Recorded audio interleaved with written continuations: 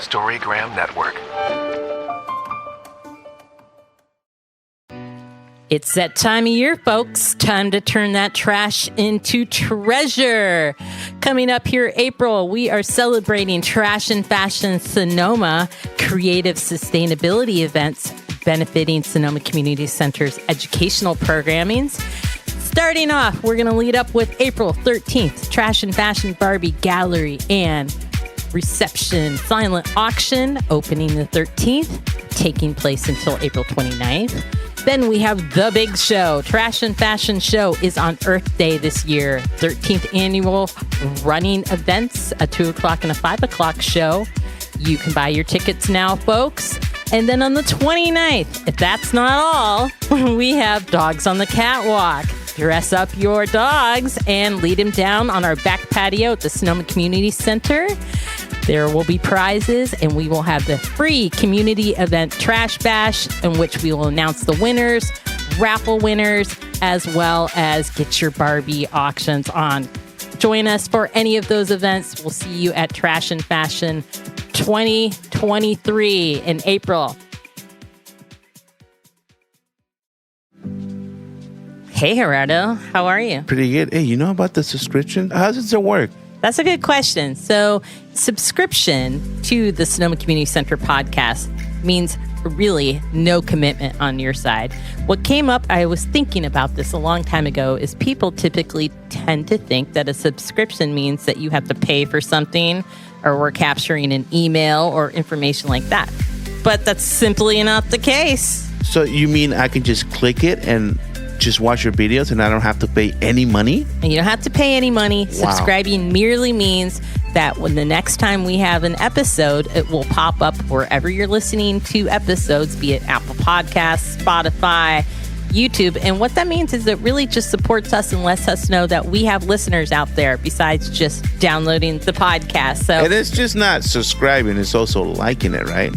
Liking it, but really that subscribe button means that we know that there's listeners out there. Perfect. I don't know if you've had this, but I have people that come up to me and say, hey, I listened to it. I do. But translating that into the subscribe button means that you're supporting the Community Center podcast, the artists, and everybody that comes through here and shares their story that we are always excited to share about. Well, you guys are listening. Subscribe, please. Yep. Make our life easier, and we want to become popular, famous. All right. Subscribe away.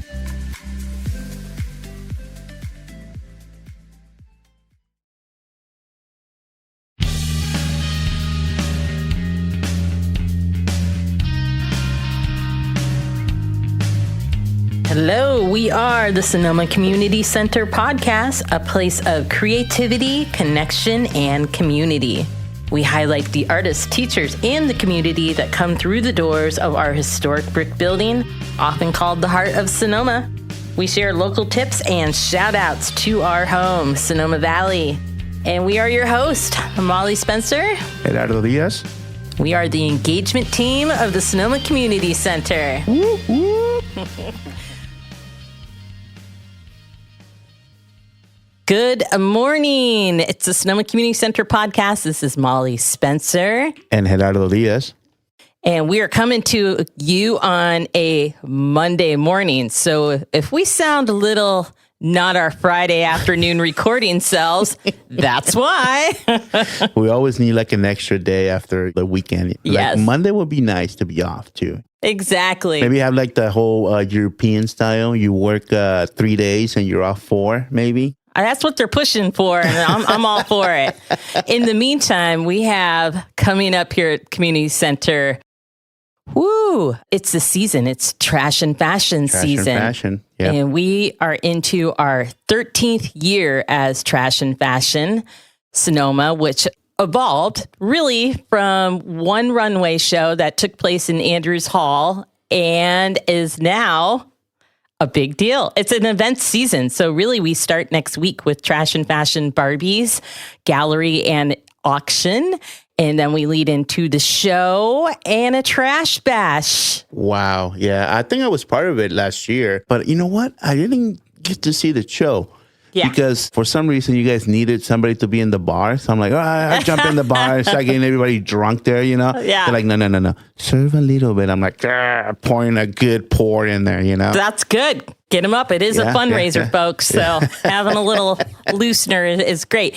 And we'll get to the Trash and Fashion show. I'm always backstage as well. But what's been really fun is we start off the Trash and Fashion seasons which is not 13 years. I would say it's actually, got to double check on that, but maybe 6 or 7 years going is a Trash and Fashion Barbie exhibit. And all of these Barbies have been either donated by the people that created them or from Recology, which is saved from the landfills. And then they go through a process of, we give them a Barbie spa day, which is kind of disgusting in itself. But, it's all good. It's fantastic. And this is for kids that are 3 and 4 on up to designers that are of all ages. And we have them coming in the office starting last Friday. What did you think about that, Gerardo? I liked it. I've seen so many. There's one that's like a Monopoly one looking. Oh, yeah. Beautiful. Oh, yeah. Whoever made that was perfect. Oh, yeah. Some themes kind of create themselves. Last year was very nature oriented, lots of moss, lots of branches. Yeah. And this year, besides some Christmas entries, which is interesting, people have really taken up some space. So they're kind of their own sculptures in a way. Now that you're talking about it, I'm going to give a shout out to Francisco from Hello Sonoma. We're still waiting for your Barbie, sir. I know. Where's your Barbie? Yeah, Come on, bring it in. Well, I'll bug him. I already sent him a text. Well, let's get to it. We are here this morning on Monday morning interviewing, and I'm super excited about this. We have her on the phone. We are here with a New York style icon, Debra Rapoport. She is an artist, creator, and innovator, a maker of sustainable hats and wearable accessories that can be seen on, you're kind of an Instagram sensation too, star of advanced style, film, and books. And one of the reasons we have her here, the reason we have her here is because Debra was a judge when we did 2020. We took Trash and Fashion. Of course, we all know why it had to be canceled, right? But we took it online. We created like a love letter to Sonoma, and then we had judges that were from around the country, and Debra was one of them. And my guess is, Debra, I'm going to introduce you, and then we'll go down that route. Well, hold on there. Yeah. The only reason we're interviewing her also, let's not lie, for her followers. We need followers too, I know. Fantastic. We'll talk about subscribing, what that means at another time. Debra, welcome. Thank you. So happy to be here. Can't wait to arrive in Sonoma in a few weeks. I know. That's the exciting part about it. Debra, this is, I think, her 3rd time as a judge. And the first 2 times were online. So we are over the moon. There's quite a few fans you have out here, Debra, to have you here in Sonoma. I can't wait. You're going to be a judge live in person at the Trash and Fashion show on the 22nd, but also you're teaching an incredible class, which is coming up on I should know this date because it's 2 days before my birthday. It's the 25th, I believe, on Tuesday. Right. Right here at the Sonoma Community Center. Mm-hmm. It is Eco Cuff Bracelets on the 25th. You're so right. Sorry. I'm getting all my dates mixed up. And we'll launch into the details in a little bit. I'd like to go back and kind of talk about how you started in all this and how you become such this incredible, iconic person that's listening to their heart, a creative and an innovator.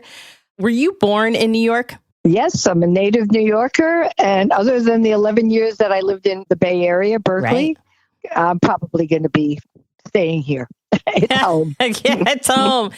And what was it like growing up? Were you born in the city? Do you have siblings?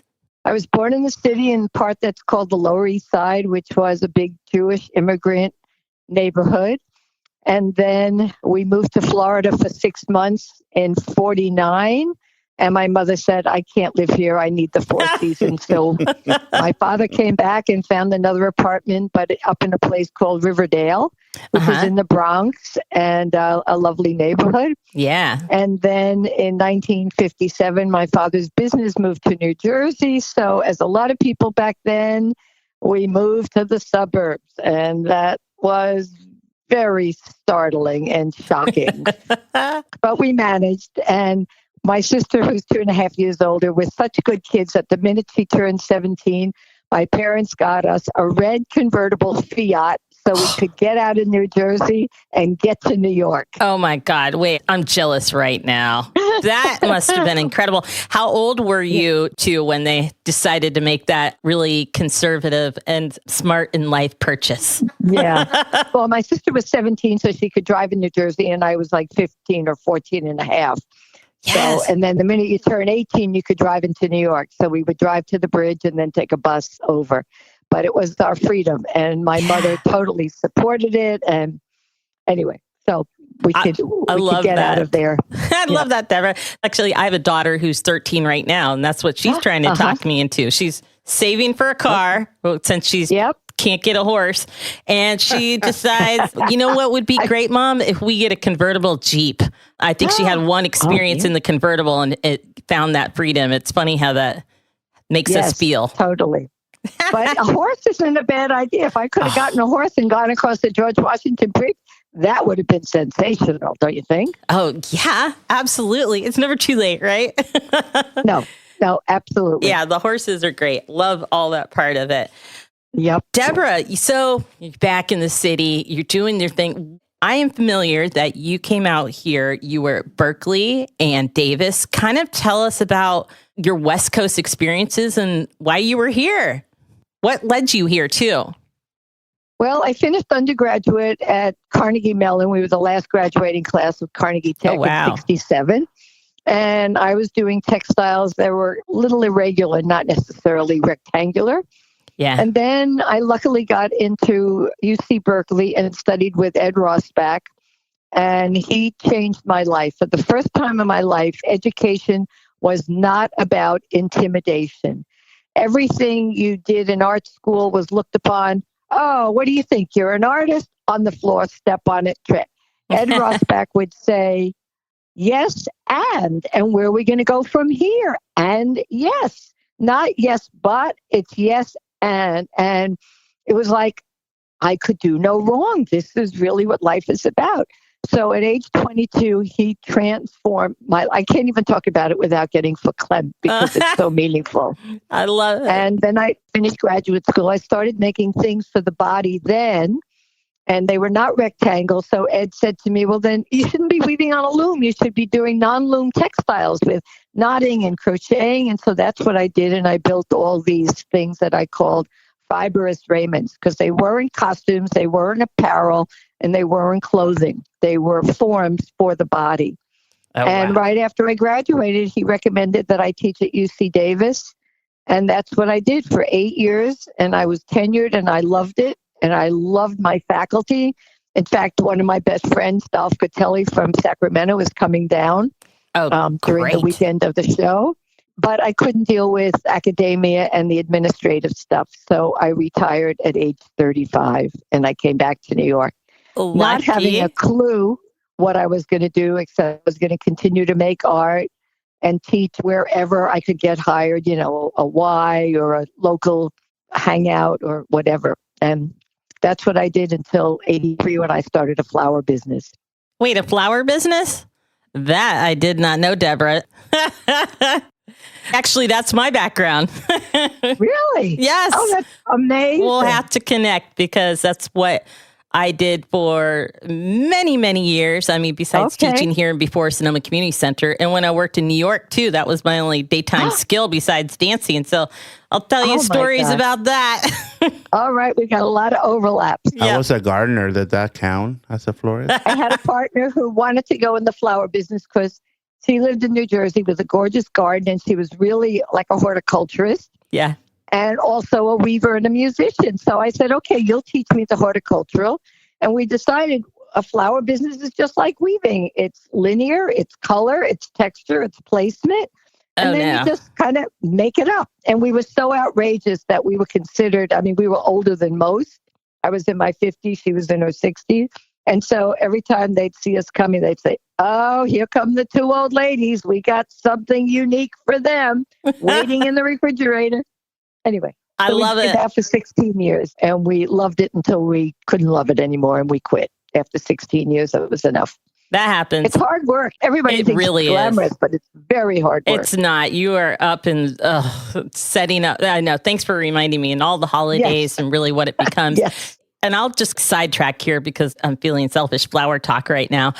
Also, it sounds like when you were doing flowers, was it like 80s, 90s? Early 80s. I think we started in 83 and we went up to 1999 or 2000. We finally closed. Yeah. Yeah. And I can imagine it was funny kind of how flowers worked at that time. It was very like paint by numbers and everything was like a house in the 80s. So anything outside of that was, incredible, kind of considered Ikebana. And then it went to like 1,000 roses, thanks to Martha Stewart.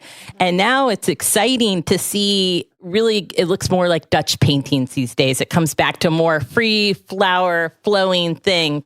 But yeah, and Gerardo's over here saying, you did your time gardening, right? Yeah, I said I was a gardener. Wow. That makes me a florist too. Yeah, of course. Actually, that's even harder work, man. Rain or shine.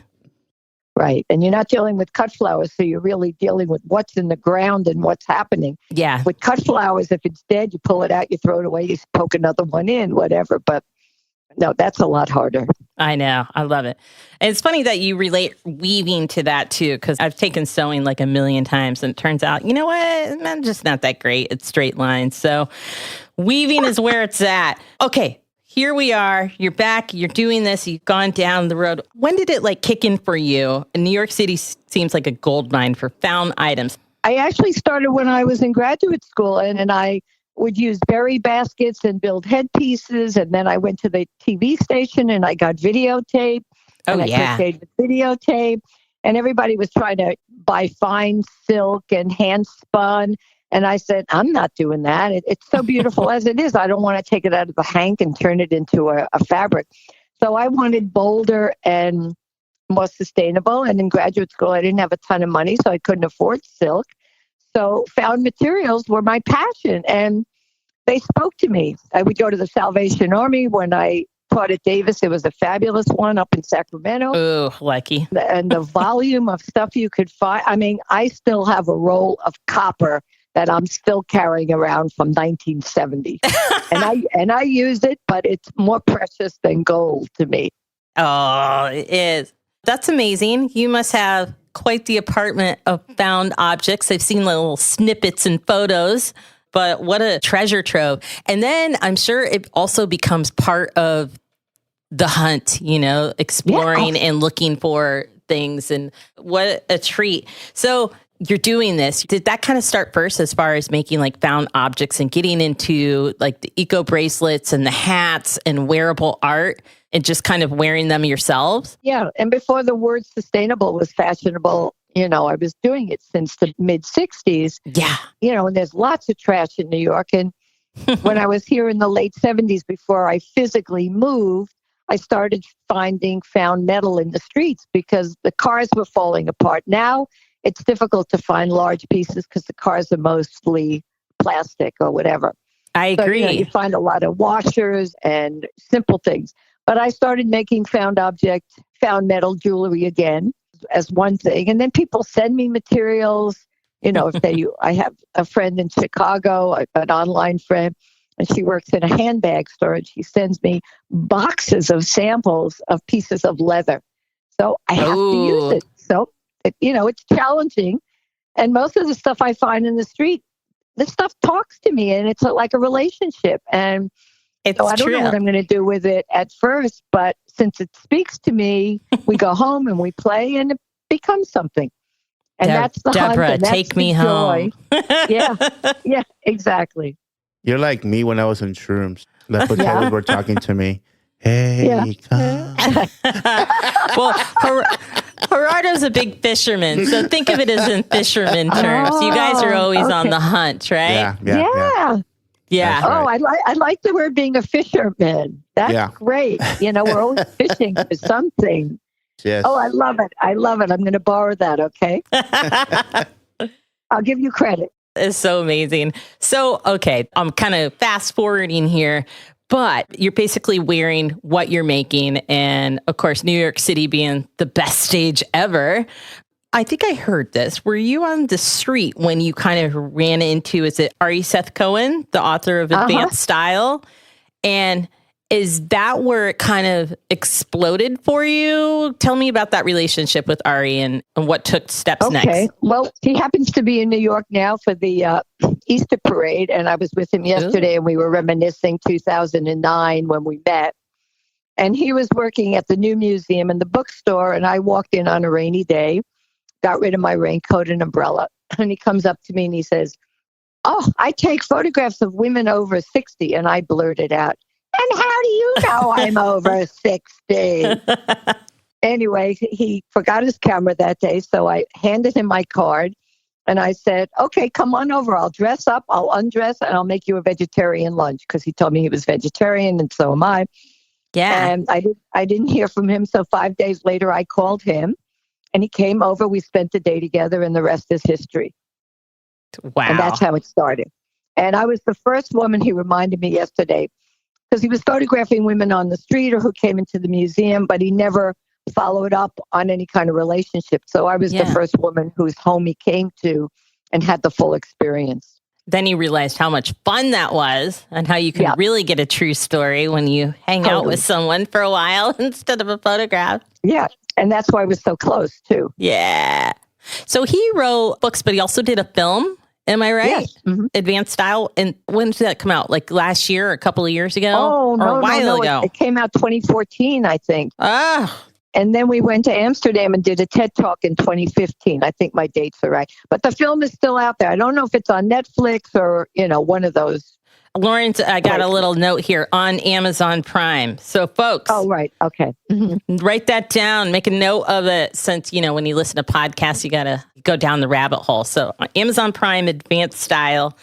We can see your style in person. That's one thing we can't capture over a podcast. And on Instagram, you can see it. Exactly. But the film still holds up. I looked at it recently and I couldn't believe how relevant and clear it still is. Excellent. And the person who filmed it, her name is Lina Pleoplite. And she ran into Ari one day and said, "I'm a videographer and I'd love to work for you." And so they did a few videos together.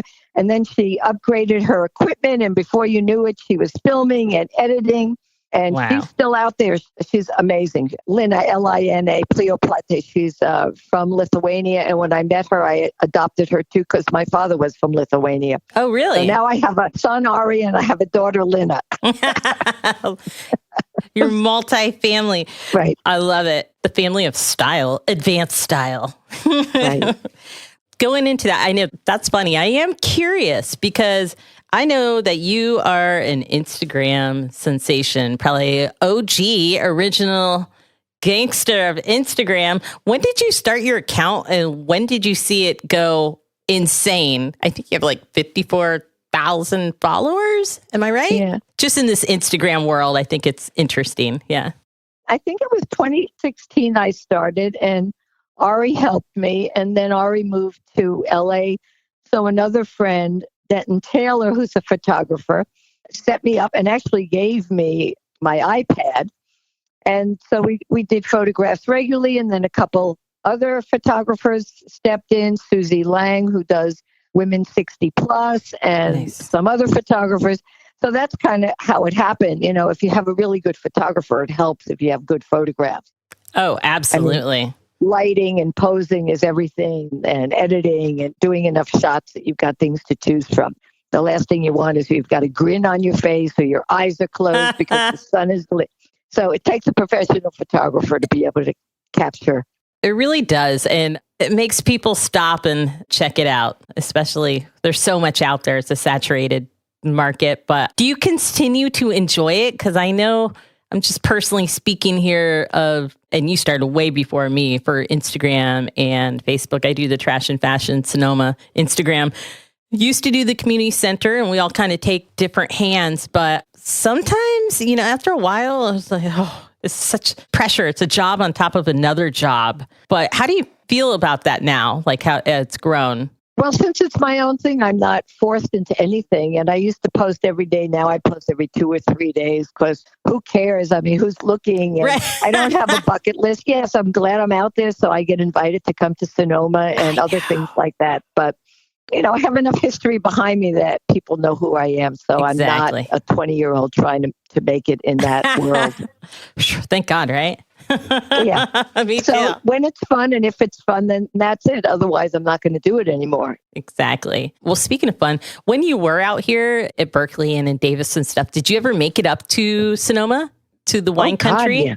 Yes. Oh, yeah. So yeah. you're familiar. But it's been years, so I'm really looking forward to it because it's such a beautiful part of the world, and you people are so gracious and friendly. So I know it's going to be a fabulous time to be together and hang out.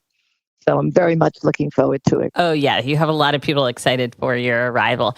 I'll give you the tour of the Sonoma Community Center. That's my specialty. Okay. Yeah. We actually it's our 70 years as a community center. So we did a wall upstairs of basically a lot of photos of things that happened in the past, as well as the community has brought in walls and all kinds of pictures.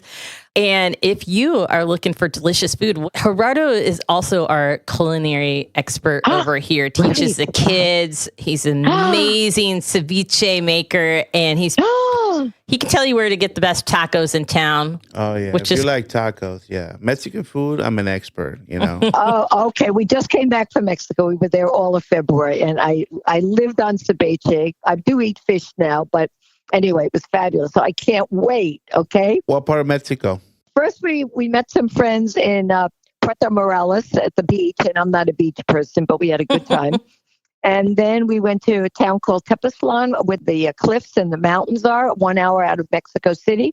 Oh, nice. Because my partner, Stan, lived there in the 70s. Yeah, and we've been back a few other times, and he still has old friends there. And of course, in the time he lived there, there was no police, there was no telephone. Now there are about 125 boutique hotels. Like the rest of the world, everything is changing. And what can you do? They call it progress, but I'm not sure. I'm not sure what to call it. I kind of agree. But anyway, we had a fabulous time. Yeah, I used to live in La Paz, and you had to drive like an hour just to find a hotel. Now you see them everywhere now. Yeah, it's unbelievable. But that's the way of the world, right? Yep. I mean, we used to go to San Miguel, and we have a lot of good friends, the expats who live there. Even in the last 8 years, it's changed enormously. But so be it. That's the way it is. Well, That's the funny the way thing it is they build up, and there is all these hotels, and us being a big visitor, just nobody can find a place. Even when they decide to come, everything's pretty packed. But But we're making room for you. Thank Janet Nussbaum, who is an incredible woman. Such a story. I'm so glad that she talked to you into coming in. I know originally Eric Jackson, for a while here, had led up Trash and Fashion, and amazing. We love Eric. We miss Eric. But do you remember, did he reach out to you just randomly off of Instagram, or how you guys came to having a conversation and becoming a part of Trash and Fashion Sonoma? I'm not sure if it was first Eric or first Janet who found me on Instagram, and she was coming to New York. And so we met and hit it off. And then I think she put me in the loop with Eric. I think that's the way it happened, but I'm not absolutely sure. Yeah.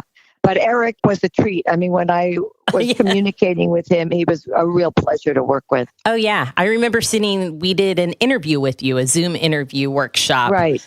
And it was incredible. You have some great lines. And one of your lines, I'm just going to have one of your quotes right here, is, with creativity, there are no rules. And with no rules, there is no fear. Right. That's my favorite. And that's the way I feel. Yeah. And I think Ed Rosbeck is responsible for that, because who's going to tell me what's art and who's going to tell me what's right? It's coming from my soul and spirit. It's me. That's all. Yeah. You like it? Fine. You don't? Too bad. That's it. I love don't put it in a museum if you don't like it. I don't care. Well, to me, it seems like that is a lifestyle motto, too, that you really approach life with that. Beyond art, but just all encompassing of who you are. Do you think that's right? Yeah. Yeah. A fearless quality. I have a friend who's older than I am, but when she lost her husband about 15 years ago, she's a writer, and she wrote a book, Moving to the Center of the Bed. And she's also a concert pianist, and she lectures a lot about, what happens after you lose the spouse after 50 years and your creativity. And people would raise their hands and say, but I can't paint the Mona Lisa. I'm not artistic. Right. And she would say, can you make a sandwich? If you can make a sandwich, that's a creative act. Because you make choices. Black bread, white bread, yellow cheese, white cheese, mustard, mayo. It's a creative act. Cooking, gardening. Yeah. Did you say it was Ed who kind of leads you in that direction of looking at life through artist lens? And really everyone is an artist. I think that's one of the joys of having Trash and Fashion Barbies, because it's so accessible to all ages and it makes you explore and just look at something. You're right. Like if you can make a sandwich, I'm going to use that on my daughter. That's right. Yeah. I mean, it's creativity. And my partner, Stan, who you'll meet, who's a songwriter and a wordsmith, says we're closest to the creator when we create, because that's when our soul and our spirit is open and being expressed. And that's what the creator did, created us in order to continue to create. So we don't even need to use the word artist anymore. It's just creation and the process of creating. That's all. Creator and makers. Yeah. Yeah, exactly. And it's funny. I think this creative process, so many processes, like just say the other night, I'm going to work on Barbies. It's the end of Friday, right? I've made this plan. We're having tacos. I have my friends over. We're ready to roll. Well, I can tell you that everything I decided to do, like gluing or everything that I was working on, was not working. Right? But that's okay. I had to look at it. It was like the part of the creative process where, all right, just step back. You're talking about this. You're looking at the materials. It's that first step. And I know that and I actually thought about you. So you have what's called an ABC technique, assembling, building, and constructing. Can you elaborate a little bit where this technique and idea came from? Well, it's really an approach, because like in any creative process, you don't know where you're going. Exactly. And since I don't literally paint or draw, I use materials and I assemble and I build and I construct. So it was easy to call it my ABCs. We all learned the ABCs when we were in kindergarten or first grade. And so I continue to ABC, and it's just the process. And what I work with is color, texture, and layering. And whatever emerges, emerges. And my grandmother used to say, because my sister and I would go over and we'd pull out the old button drawer from the sewing machine and dump it on the floor. And Grandpa would say, oi, oi, they're making a mess. And Grandma would say, be quiet, they're being creative. Yes. And that runs through every cell in my body. There's no such thing as making a mess. The creative process is you've got to pot scry and mix things up before you can see where they're going. It's the process. Life is a process, period, the end. It's no doubt that you went into flowers, because as a florist that people walk in a shop or wherever the location is and you just have branches and everything surrounded on the ground, right? You don't clean till the end of the day. So people that come in and kind of put it over the garbage can, no, mess it up. This is the time to get messy and creative. Right. And you never know where that one piece of branch falling on the floor is just what you need, and you pick it up and it works perfectly in finishing the statement that you want. Exactly. We always called that never know. the junk vase, right? Or that would capture all the things that broke and stuff. And through the floral career, that is actually what interests me most now, is like the forgotten branch or the space that didn't have, so that's interesting.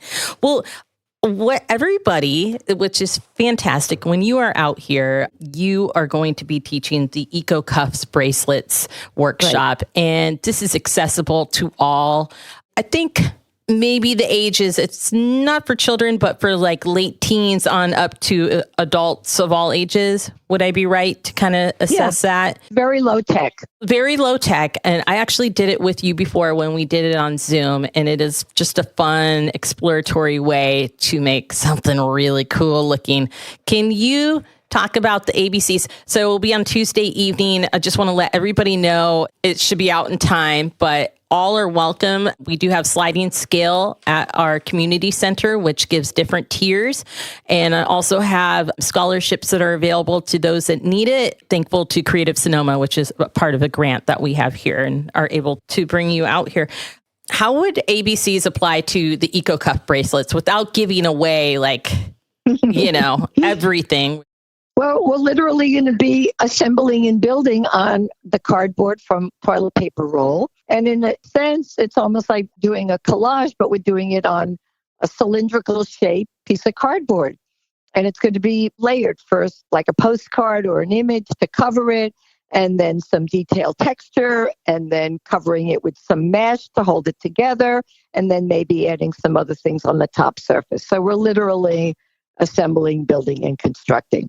And then it's going to be wearable. Everybody can wear it. I usually wear 2 at a time, or sometimes 4 at a time.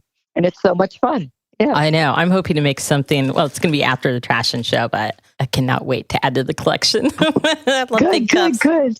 Yeah. So I think we're kind of launching it up here, but we're excited to have you out here in California, back here, and it's going to be a beautiful time of year. So lots of, is there something that's on your mind that, like, I got the bucket list of Sonoma that you just need to do besides attending the trash and fashion and being a little celebrity in our small town here?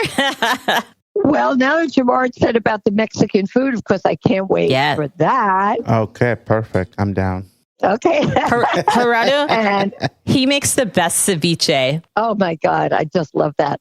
And it looks like there's some good ice cream places, and maybe one winery would be fun. And I've got 2 friends coming down from Sacramento and one friend coming from Walnut Creek. So I think it's going to be, to me, it's all about people. I say, everybody says, do you have a bucket list? And I said, no, it's just friends and food. And then combining and sharing friends and food together. That's what matters at this age. That's truly, I enjoy that too. The small moments of just coming together. Well, there's definitely great places to eat here. Besides, are we going to give it a shout out to the best taco place? Well, the best taco here is Tacos La Costa. But also El Molino is pretty good. Oh, you'll like El Molino. I like El Molino. Very good. They're one of my favorite handmade tortillas. Too. It's amazing. Yeah. And the heart. And mole. The mole is delicious. Enchiladas I'm mole. going to look it up. El Molino. Won't disappoint. Right in the little heart of Boys Hot Springs, which is fantastic. Many markets. I think you'll enjoy too. There's a great Lebanese place called Spread Catering. And it is, I know that fresh food is dear to your heart because I remember on the last meeting, you really talked a lot about food and its originality and where it's coming from. And just that kind of like not eating processed foods. Is that kind of the secret to health and longevity? Yeah. Well, one of my, whatever you want to call it is, I believe in color. Color is vibration, and all we are as a human being is a vibration and a frequency. So we have to wear color and we have to eat color because we have to keep vibrating and we have to stay alive as a spark of energy. And then we go back to being a spark of energy once we get rid of the bones and the flesh and the blood. So color is my motto. So Debra, what's your favorite food? Well, I do love Mexican food. I do love ceviche. I do love Lebanese food. I love anything Middle Eastern. Yeah. Baba ganoush. I make baba ganoush almost every other day. I eat hummus regularly. I had tahini and oatmeal for breakfast this morning. Oh. So those are a few of my faves. Of course, pizza is always good. Oh, yeah. We won't tell you pizza over here. I mean, you're I know. You're just not going to find that. Don't come for the pizza. Although there's a good pizza place, But if you really like Middle Eastern food, there's another place in Napa actually called the Small World. Okay. Super delicious. Yeah. Okay, I'm going to write that one down too and look it up when we get on. Small World. Okay. I'm going to go back to Spread Catering because they have a delicious, one of a kind. She has actually taught many classes here and now she has a brick and mortar, but she does a green tahini that is out of this world that she will not share the recipe on. I put it in salads. I pour it over everything. It's so delicious. So she puts it on her dessert too. I seen her. Just joking. So you can buy it. Yep. We will be importing it to you, I'm sure, after you try it. It's wonderful. Are you going to be doing any cooking classes while I'm there, or are you going to be too busy with all of this? Because I'd love to participate if I can. Gerardo, do we have anything coming up? I think you're not, but I don't know. Maybe we can strong arm him. He makes a couple of ceviches that are so good, but there's one in particular that I'm shocked because I don't really do spicy food, but this is good. Yeah, we make one that is called aguachile, and it's out of Mexican scallops, actually. Oh, my God. Yeah, it's a different scallop from like the ones we have here. They're more Really? soft and they melt in your mouth. And you put it like in a chili water, right? I make a chili water, so it's pretty much serrano and limes and cilantro. It's so good. And You're then you making just my let it mouth sit there and water up. cook. Oh, it's delicious. Wait, it's lunchtime for you, and I it's know. breakfast. Add some /lunch cucumbers, break. some onions, and then some avocado. And there Oh you my go. God. It's delicious. Oh my God. I'm in heaven. I'm in heaven just hearing about it. Okay, we're going to have a good time. We're going to eat our way through Sonoma. We're going to be with friends. We're going to share food. We're going to drink and be happy. You know, and Debra, I actually have 4 kilos of Mexican scallops in my freezer. So See, that's why I brought it up. I'll make some for you when you come down. Oh my God, you're too sweet. What can I bring you from New York? Bagels, bialys? Bagels will be nice. Yeah, bagels. New York bagels. Yeah, for sure. Okay. I like bagels. I'll bring some bialys too, because bialys are even more unusual. Yeah. Sounds good. Gerardo is he's our local fruit fly too. The guy, he actually turns down a bunch of Girl Scout cookies 'tis the season. They hit you up all the time. Yeah. And he's in there just eating every single fruit under the sun every day. So I love fruit. Yeah. Okay, yes, healthy, colorful, yes. Okay, I'm only traveling with carry-on, but I'll carry those bagels in my backpack on my back. We're going to do it upright. All right. We are going to do it upright. Okay, I can't wait. It's just less than 3 weeks away. Oh, Today's already the 3rd. I just heard 17 days. Don't remind Molly. I was coming to work this morning and I hear this radio announcement, 19 days till Earth Day, which is actually the Trash and Fashion show this year. Yeah, 22nd. Yeah. And I started to freak out inside a little bit, but we're ready. You know, we're as ready as we'll ever be. The outfits are coming in and it's amazing to kind of see people's process and hear their stories, really. Because sometimes you look at something and you're like, wait, what? What is going on here? And then we met with a bunch of kids over the weekend in the design class. So that was really fun. Well, we'll continue on. We'll get the show ready to go. And we say, welcome back, being a judge in Sonoma. Happy to have you here. Can't wait. I'm getting more and more excited as the days go by. It's beautiful too. I'm beginning to try to put my wardrobe together, even though I don't know what the weather is, but I'll have a sense of it. I'm not going to lie. It's intimidating that you're coming. I'm like, what am I going to wear? God, yes. It's not what am I going to wear because I got to make an announcement for Trash and Fashion on stage. It's what would Debra think about what I'm wearing, you know? Okay, just remember color, texture, and layering. And just enjoy it. On top of my black. Good, it is good. On top of my black. I'm going to let the stars shine walking down the runway. So, Okay. Yay. This is wonderful. Thank you for taking time out of your day, and we will see you soon. Yes, and you're so welcome, and thank you for everything. I can't wait. See you guys soon, okay? Thank you, Debra. Have a nice trip. Thank you. Great. And get those 4 kilos of scallops out of the freezer. They'll be waiting for you. They'll be waiting for you. Okay, thank you. Thank you. Can't wait. Bye, Debra. Bye now.